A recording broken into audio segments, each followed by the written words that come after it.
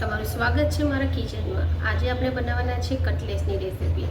તો એકદમ ક્રિસ્પી અને સરસ આજે આપણે કટલેસ બનાવવાના છે। એકદમ ઉપરથી ક્રિસ્પી ને અંદરથી સોફ્ટ એવી કટલેસ આજે આપણે બનાવવાના છે।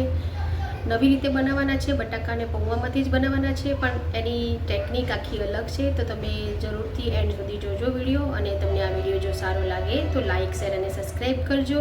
અને હા, બાજુમાં આપેલા બેલ આઇકોન બટનને જરૂરથી દબાવજો, તો તમને મારા નવા વિડીયોની નોટિફિકેશન સૌથી પહેલાં મળી જાય।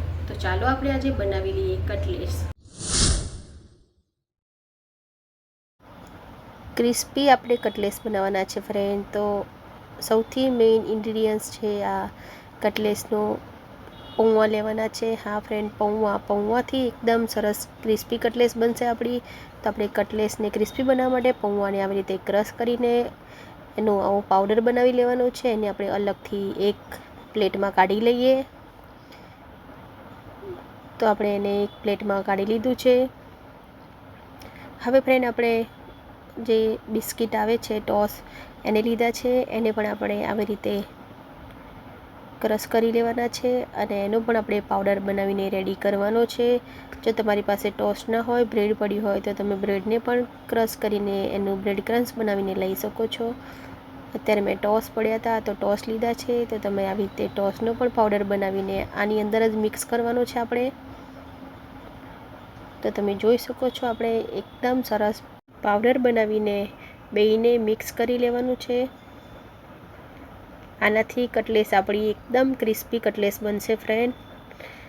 અંદરથી સોફ્ટ અને બહારથી એકદમ ક્રિસ્પી એવી કટલેસ આજે આપણે બનાવવાના છે। તો એના માટે સૌથી પહેલાં તમારે આવી રીતે પાવડરને ક્રશ કરી લેવાના છે બંનેને, અને પછી આવી રીતે મિક્સ કરી લેવાનું છે। હવે આપણે એને એક સાઈડમાં રાખી દઈએ। હવે મેં એક બાઉલ લીધું છે, એની અંદર મેં 5 બટાકા મોટી સાઈઝના લઈ લીધા છે ફ્રેન્ડ। તમારે મેમ્બર જે પ્રમાણે હોય એ પ્રમાણે તમારે વધુ ઓછું કરી શકો છો। અને મેં એક વાડકી જેટલા પૌવાને પલાળીને રાખી દીધા હતા પહેલેથી જ। પાણીવાળા નથી રાખવાના, એકદમ કોરા, અને પલાળીને 10 મિનિટ પછી મેં એને કોરા કરી લીધા છે કાણાવાળા બાઉલમાં કાઢીને। હવે ફ્રેન્ડ, આપણે મસાલો બનાવી લઈશું। તે 5 થી 6 મરચાં લીધા છે, એક આદુનો ટુકડો, અને 4 થી 5 લસણની કરીને આપણે આવી રીતે ક્રશ કરી લેવાના છે। પાણી નથી ભેળવવાનું બિલકુલ, આપણે આવી રીતે જ ક્રશ કરી લેવાનું છે। અને બધો જ મસાલો લઈ લઈએ આપણે। એ જે મિશ્રણ આપણે પહેલેથી બનાવીને રાખ્યું છે એની અંદર જ એડ કરી દેવાનું છે, બટાકાને પૌવાની ભેગું। અને હવે ફ્રેન્ડ, આપણે આની અંદર મસાલો એડ કરી દઈશું। તો તમે જોઈ શકો છો મેં ચાટ મસાલો, થોડો જીરું પાવડર અને થોડો ગરમ મસાલો લીધો છે, અને બધું મિક્સ કરીને આની અંદર એડ કરી દીધું છે। હવે થોડું લીંબુનો પાવડર એડ કરી દઈશું। આપણે લાલ મરચું કે એવું કાંઈ નથી એડ કરવાનું ફ્રેન્ડ। અને થોડી આપણે ખાંડ એડ કરીશું, આશરે 2 ચમચી જેટલી, એટલે ખટાશ અને ગળપણ બે પણ થોડું થોડું આપણે અંદર એડ કરવાનું છે। હવે સ્વાદ પ્રમાણે મીઠું એડ કરી દેવાનું છે, અને થોડું ધાણા જીરું પાવડર એડ કરી દઈશું, અને કોથમીરને એડ કરી દઈશું। એક મોટું વાડકી ભરીને આપણે કોથમીરને એડ કરવાના છે, અને બધું સરસ બરાબર મિક્સ કરી લઈએ ફ્રેન્ડ। એકદમ સરસ આપણે મિક્સ કરી લેવાનું છે બધું જ ફ્રેન્ડ। તમે આ કટલેસ ક્યારેય ના બનાવી હોય તો તમે આવી રીતે જરૂરથી બનાવજો અને ટ્રાય કરજો, એકદમ સરસ કટલેસ બનશે। તો ફ્રેન્ડ, બધો જ મસાલો આપણો સરસ મિક્સ થઈ ગયો છે, તમે જોઈ શકો છો।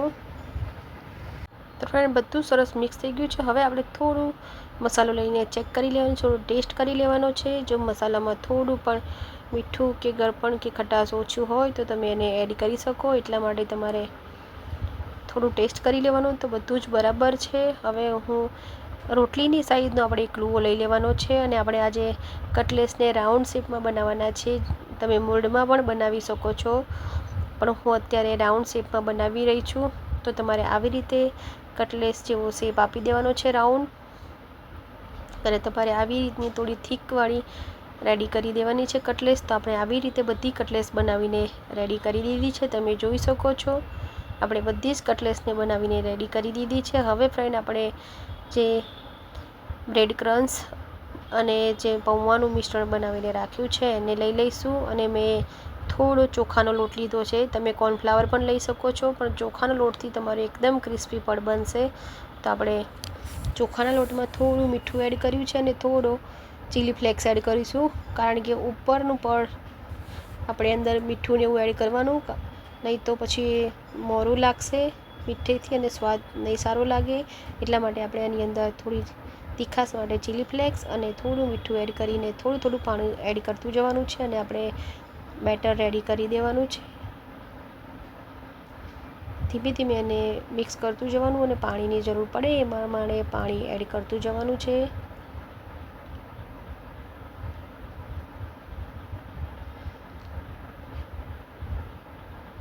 તો તમે જોઈ શકો છો આવી રીતનું આપણે બેટર રેડી કરવાનું છે. એકદમ પતલું પણ નહીં અને થોડું થીકવાળું આપણે આવી રીતનું બેટર રેડી કરવાનું છે. તમે જોઈ શકો છો. તો હવે આપણે બેટર આપણું રેડી થઈ ગયું છે. હવે તો આપણે આ ટિક્કીને લઈ લેવાની છે. ટિક્કીને આપણે થોડુંક શેપ એવી રીતનું દબાવીને આપી દેવાનું છે અને પછી આપણે એની બેટરની અંદર પૂરવાની છે અને પછી આપણે એને જે આપણે બ્રેડ ક્રમ્સને બનાવીને રાખ્યું છે એની અંદર કોટ કરી લેવાની છે. તો તમે જોઈ શકો છો એકદમ ઇઝીલી સરસ કોટ થઈ જશે અને આપણે પૌવા એડ કર્યા છે એનાથી એકદમ ક્રિસ્પી પડ ઉપર બનશે. તો તમારે બધી જ ફ્રેન્ડ આવી રીતે ટિક્કીને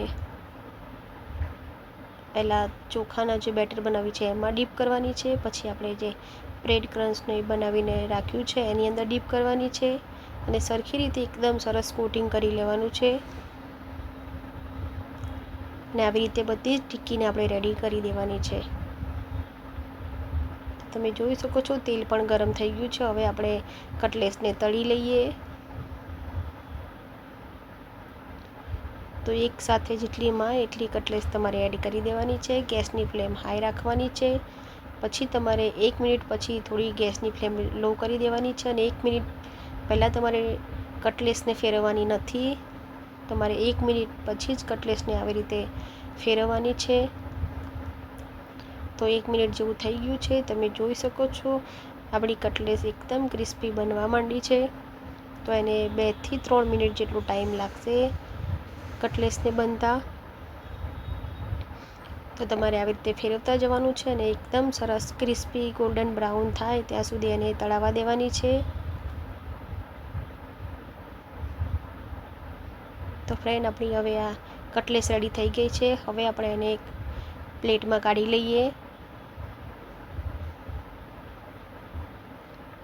તો દેખાય છે ને ફ્રેન્ડ એકદમ સરસ ક્રિસ્પી કટલેસ બનીને આપણી રેડી થઈ ગઈ છે. તો હવે આપણે એને સર્વ કરી લઈએ. અને ફ્રેન્ડ તમને અમારો વિડીયો સારો લાગ્યો હોય તો લાઈક અને શેર જરૂરથી કરજો. અને મારી ચેનલ પર તમે નવા હો અને મારો વિડીયો પહેલી વાર જોતા હોવ તો મારી ચેનલને જરૂરથી સબસ્ક્રાઈબ કરજો. તો દેખાય છે ને ફ્રેન્ડ એકદમ સરસ ક્રિસ્પી. તો મેં એને આંબલી ખજૂરની ચટણી સાથે સર્વ કર્યું છે. તો રેડી છે ફ્રેન્ડ આપણી કટલેસ. તમને બતાવી દઉં બહારથી ક્રિસ્પી ને અંદરથી સોફ્ટ એવી કટલેસ આપણી બનીને રેડી થઈ ગઈ છે. તો જોતાં જ ખાવાનું મન થઈ જાય એવી કટલેસ આપણી બની ગઈ છે. વિડીયો સારો લાગ્યો હોય તો લાઈક જરૂરથી કરજો અને હવે મળીશું આવતા વિડીયોમાં નવી રેસીપી સાથે. તો ત્યાં સુધી આવજો.